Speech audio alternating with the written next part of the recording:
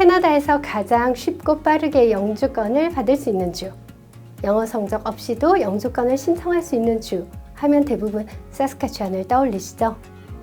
얼마 전 사스카추안 주정부가 접수 중단을 발표했었는데요. 5, 6주 정도 프로그램 중단되었다가 재개되면서 어려워지는 건 아닌가 걱정을 하시는 분들도 계실 텐데요. 오늘은 재개된 SIMP 변경 사항에 대해서 알아보겠습니다.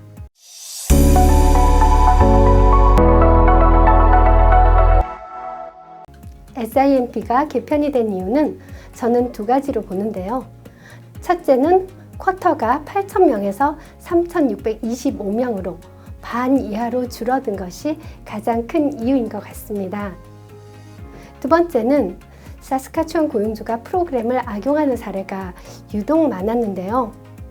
잡 오퍼만 있으면 해외에서 바로 영주권을 받고 입국을 할 수 있는 프로그램이 있다 보니까 고용주들이 공공연히 돈을 받고 잡 오퍼를 무분별하게 발행한 케이스가 상당히 많았습니다.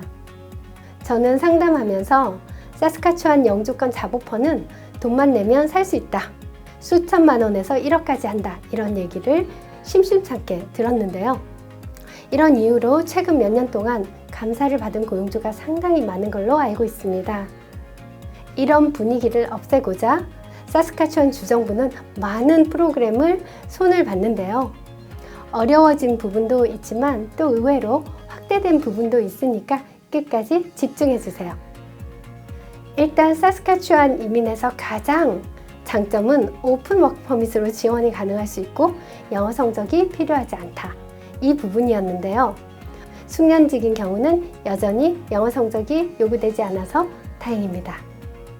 하지만 배우자 오픈 워크 퍼밋은 지원이 불가능하게 됐다는 점 주의하셔야 되겠습니다. 우선 영주권 진행을 위한 사업체 기준이 강화되었는데요. SIMP 프로그램으로 직원 영주권을 지원하려는 고용주는 우선 COR이라는 것을 발급받아야 하는데요. 이전에는 1년 이상 운영이 되었던 사업체면 가능했지만 이제는 2년 이상의 운영이 필요합니다. 앞으로는 2년이 되지 않은 업체에서는 바로 영주권 지원이 안 되니까 지원하기 전에 회사 운영 기간을 꼭 확인하시는 게 좋겠습니다. 만약 고용주가 운영이 되고 있던 사업체를 인수를 한 경우라면 이전 고용주가 서류만 협조해 준다면 이전 고용주의 운영 이력도 합할 수 있습니다. 다른 주정부 이민도 대부분의 고용주 조건이 2, 3년으로 변경되는 것이 추세인 것을 감안하면 이 부분은 크게 영향을 미치지는 않을 것 같네요. 가장 큰 타격을 입은 업종이 바로 요식업, 숙박업, 그리고 트럭 운송업인데요. 이 업종들은 한 사업장에서 고용할 수 있는 외국인 근로자의 비율이 30%로 제한됩니다. 직원 3명 중 1명만 외국인이라 하더라도 외국인 비율이 33%가 되기 때문에 지원이 불가능하고 최소 4명이 있어야 1명을 지원해 줄 수 있는 구조가 되는 거죠. 거기에 매출 규모에 대한 제한도 생겼습니다. 요식업은 직원 수 5명 이하인 사업체의 경우 최소 연매출이 25만 불, 20명 이하의 사업장은 50만 불로 이젠 아주 소규모 사업장으로는 비율 때문이라도 매출 때문이라도 영주권 지원이 현실적으로 쉽지 않아 보입니다. 결국 이 산업군은 SIMP를 지원할 수 있는 인원수가 현저히 줄어들 수밖에 없는 상황입니다. 요식업이나 숙박업종은 특히 외국인 고용 비율이 상당히 높은데 SIMP를 준비하던 신청자들 그리고 사업체를 운영하고 있는 고용주들도 상당히 타격을 입을 것으로 예상이 됩니다. 비숙련직 직종에는 좋은 소식인데요. 예전에는 일부 직종, 그러니까 요식업이나 농업, 트럭 운전 몇몇 직군에 한정되어서 영주권 신청이 가능했지만 이번에는 티어 4, 5 전체 제한 없이 다 영주권 신청이 가능해졌다는 것은 반가운 소식이네요. 단, 비숙련직은 영어 점수 CLB 4점이 필수입니다. 사스카추안은 잡오퍼만 있으면 해외에서 영주권을 받고 들어올 수 있는 프로그램이 있어서 많은 분들이 또 관심을 가졌었는데요. 이제 이 카테고리는 의료, 농업, 테크 직종을 따로 선발하면서 7개나 되는 하위 프로그램으로 세분화되었습니다. 인터내셔널 스킬드 워커 카테고리는 EOI 시스템을 사용하는 점수제 프로그램이었는데요. 의료, 농업, 테크 직종은 사스카추안 내에서 잡오퍼만 있다면 바로 영주권 신청도 가능하게 되었습니다. 그 외 몇 가지 사업 이민 카테고리는요, 모두 영구적으로 종료되었습니다.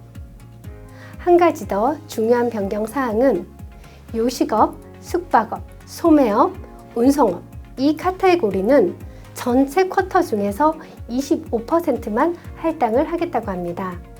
계산해보면 SIMP의 전체 쿼터가 3,625명이니까 906명만 이 산업 분야에서 지원을 할 수가 있게 되었는데요.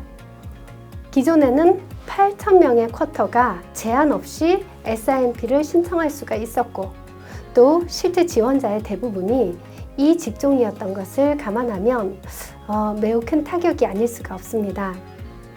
영주권이 가장 쉽고 빠른 사스카추안주라는 말은 이제 더 이상 통하지 않을 수도 있겠습니다. 캐나다 이민은 정답이 없습니다. 예전처럼 절대평가나 선착순 방식이 아니기 때문에 이제 가능성의 크기를 보고 전략을 정말 잘 짜야 할 때입니다. 앞으로 2~3년간은 현재 같은 분위기가 이어질 수도 있습니다. 하지만 팬데믹 후반에 마구 몰려온 학생비자, 취업비자 소지자들 중에서 자격을 유지하지 못하는 사람들이 나가고 신청서 적체가 어느 정도 해소가 되면 분위기는 다시 반전될 것입니다. 요즘 워낙 학생비자나 취업비자가 강화되다 보니까 좀 있으면 임시 거주자들이 줄어들 수밖에 없는데요. 그러면 분명히 지원자 부족 현상으로 문호가 다시 확대될 수밖에 없습니다. 확대가 지나치면 그 이후에는 또 축소의 필요성이 생기고 이런 상황이 반복되기 마련이죠. 전 20년 이상 이 일을 해오면서 이런 반복을 늘 봐왔는데요. 이번에는 팬데믹이란 정말 누구도 예상하지 못한 큰 사건으로 그 진폭이 어느 때보다 큰 건 사실입니다. 기회는 결국 준비된 사람에게 옵니다. 저는 아직도 캐나다 이민의 숨은 틈새들이 곳곳에 보이는데요. 요즘 캐나다 이민이 어렵다 해도 캐나다 전 지역에서 의료, 농업, 건설, 기능직 이 분야는 정말 활짝 열려 있습니다.